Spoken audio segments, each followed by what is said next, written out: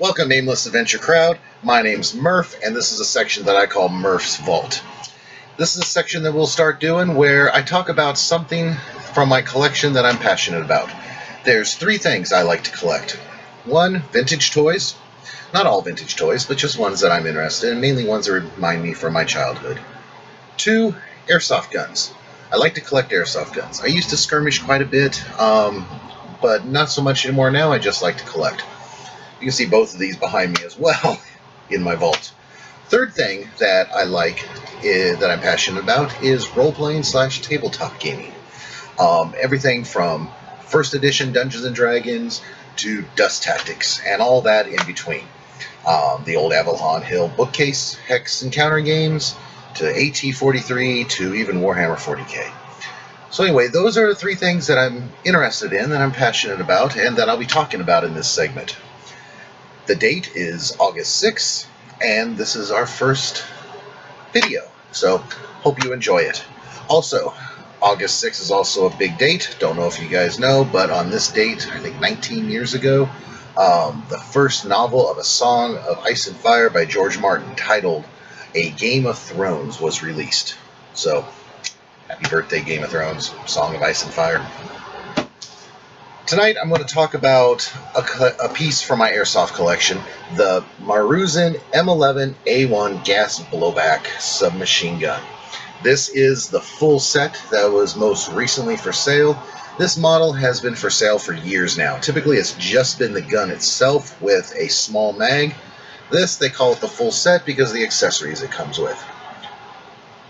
Before I go into what accessories it comes with, let me give you a little history, at least a brief history about Maruzen. Some of you that are into airsoft guns may have heard of some of the more popular companies nowadays. Of course, Tokyo Marui out of Japan has been popular for a long time. KWA is popular, Western Arms, so on. Maruzen, you can find them, but they're not as common. Maruzen is probably one of the oldest airsoft companies still around. There are a few that were older, but they've gone out of business. But they only make airsoft replica weapons for the Japanese market. They don't make their airsoft guns to be sold outside of Japan. They are, or you can find a dealer that can ship them to you, but they aren't made for, say, the U.S., Australia, England, whatever. Because of that, Maruzen airsoft guns tend to be lower in the FPS, which is feet per second, than most other guns that you'll find, say, made by KWA. The reason for that is, of course, is the laws in Japan where you cannot have a firearm, no matter the type of propellant, that fires a projectile over 1 joule of energy, which means you will find these airsoft guns, much like Tokyo Marui, they fire at about 285, 280 feet per second. There's variations thereof, but typically that's average. Unlike a lot of the airsoft guns that are being sold out of Hong Kong or in the US today, which are 350 feet per second or even more, up to 400, 425. So, like Tokyo Marui, what Maruzen goes in for, if they can't affect that performance, they go more for accuracy and looks. Which, that is what I'll focus on with this review. Anyway, this is the full set. Like I said, in years past, this gun was sold just with a small mag. However, this has more accessories that come with it. First off, the first accessory is the gun itself. This is the Maruzen M11A1. This is actually a replica like all the other M11s made out there, whether by KSC, KWA, or so on. This is based off of the 380 M11, not the 9mm version that was made later. That version has a much longer body, has a different kind of shoulder stock as well. This gun has a metal stock that can extend. You pinch the top, fold it back, and it clicks. There's a little button under there, push down, and you can extend the stock. For an airsoft version, you don't really need it. The real gun, you do. But airsoft, you don't. So let's just push that back in, and let's lock that back down. Good to go. Also comes with a metal outer barrel and a metal inner barrel, too. It comes with this little clip thing here to attach the hand strap to. We'll get to more of that in a second. Has a metal bolt, metal trigger, metal safety switch. The rest of the gun is ABS plastic. You have a selector switch here to go from semi-auto to full auto. Safety switch is right here. Flips back from safe to fire. Real simple. Like I said, the rest of the gun is ABS plastic. It does have the Maruzen, can't see it, but it has the Maruzen information engraved right here. But it also has the Cobra symbol here, which was the first company to actually manufacture these guns. The real steel is still being made today.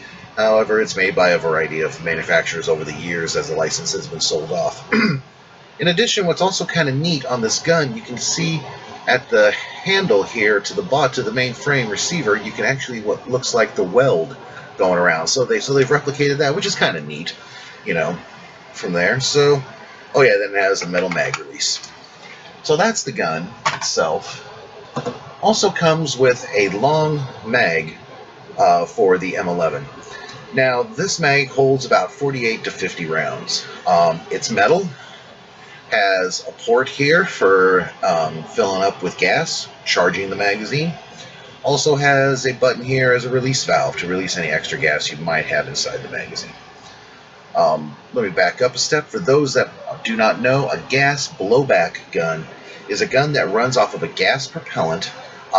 It can be anything from propane mixed with silicone oil to a type of gas called green gas, which is almost identical to propane. To duster gas, to refrigerant gas. They all have different pressures and so on. You fill it up just like a butane lighter. And then the gas is inside the magazine. You fill up your BBs here, and with each shot, gas is released that acts as propellant for the BB. And the blowback function is actually the bolt of the gun itself goes back with each shot and reloads the next round. So that's the blowback. Typically they have a small kick to them. Some have a kick more harder than others. Give it a little sense of realism. So this magazine, while it's a good magazine, there are two flaws that I see with this. One, once again, these guns are not made to be sold outside of the Japanese market, so you aren't going to find a third party making these magazines for the Maruzen guns. Hence, these magazines tend to be a little pricey. Also, the drawback with these long mags that the short mags don't have is the long mag is actually two short mags connected together. What that does is it creates a weak point right here in the magazine that if you drop it or abuse it, it could break. I have had other magazines break. Once it's broken, the metal's broken, you're done. There might be a way to fix them, repair them, but I don't know of one. So that's an easy way to throw some money down the drain. Other than that, these mags, they're metal, they're heavy, they add some heft to the gun, they do their purpose. Another accessory it comes with is the hand strap. That straps onto the gun for you to hold it down. The real steel will tend to jump if it's on full auto. This is a hand strap that you can do to hold down the end of the gun. I'll show you what that looks like once it's all put together. Comes with this little fake silencer to put on the end. Just looks cool. Doesn't silence at all, but like I said, looks cool. Of course, like all airsoft guns, it comes with its sample BB pack. Typically, these are pretty crappy BBs that they include in airsoft guns as a sample. I've never fired the Maruzen ones. They may be better. I know Maruzen does make good BBs, but I never use these, so I just toss it, put it back in the box. And then all Maruzen guns come with this little straw. It's like the type of straw you would put on a can of WD-40 to spray. I don't know if it's to attach to silicone oil to keep your gun lubed. If it's used as a unjamming tool, if you get a BB jammed in there, I don't know. But it comes with a little straw. So anyway, so what does this look like when all the accessories are put together? Well, let's first put on the hand strap. You have this clip on the front here, this clips on, so on. There you go. Use that to hold it down if you want. Then you have the silencer, screws right on.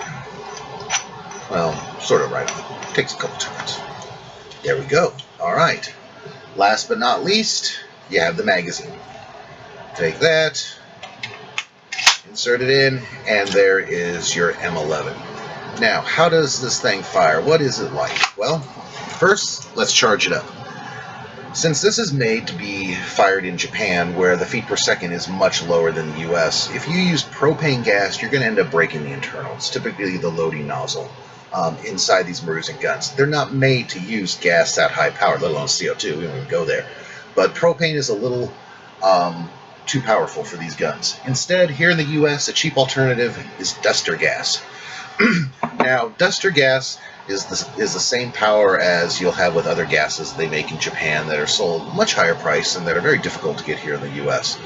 Problem with duster gas is, though, there's no silicone oil inside of it. Most gas that's sold to be used for airsoft guns have silicone oil inside.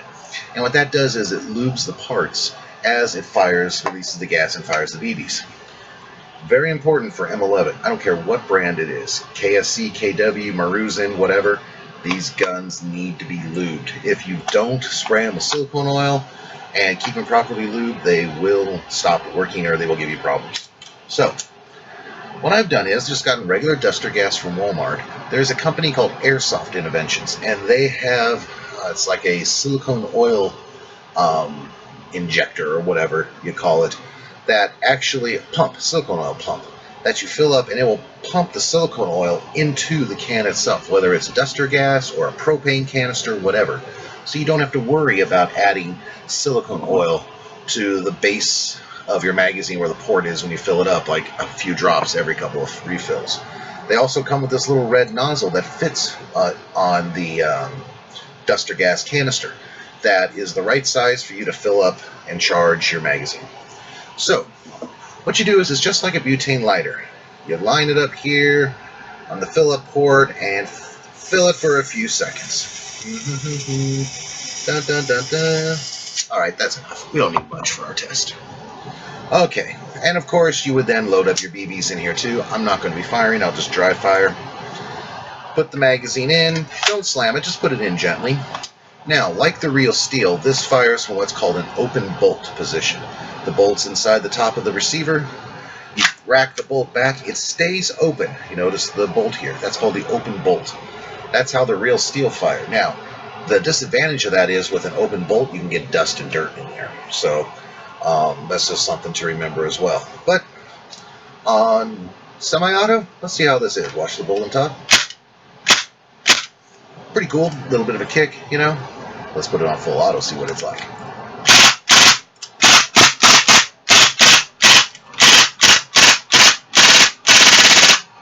There you go.